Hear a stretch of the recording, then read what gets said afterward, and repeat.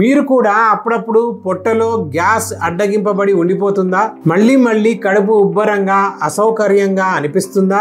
ఈరోజు నేను మీకు ఇది ఎందుకు జరుగుతుందో చెప్తాను. అలాగే దీనికి ఒక చాలా సులభమైన ఇంటి చిట్కా కూడా అందిస్తాను.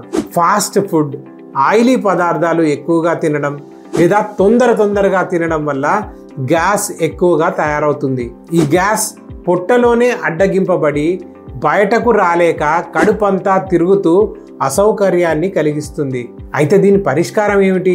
ఇది చాలా సింపుల్. మీరు నోట్ చేసుకోండి. అవసరమైన పదార్థాలు: ఒక నిమ్మకాయ, కొద్దిగా సాధారణ ఉప్పు, ఒక చిటికెడు హింగు అంటే ఇంగువ, 1 టీ స్పూన్ తేనె. తయారీ విధానం: నిమ్మకాయ రసం పిండి తీసుకోండి, అందులో కొద్దిగా సాధారణ ఉప్పు కలపండి, 1 చిటికెడు హింగు వేసుకోండి, 1 టీ స్పూన్ తేనె కలపండి. చివరగా ఈ మిశ్రమంలో గోరువెచ్చని నీరు పోసి బాగా కలపండి. అల్పాహారం ముందు ఈ మిశ్రమాన్ని తాగండి.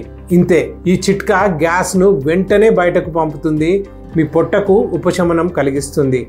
మరిన్ని ఆరోగ్య చిట్కాల కోసం వర్ధన్ ఆయుర్వేదాన్ని ఫాలో అవ్వడం మర్చిపోకండి.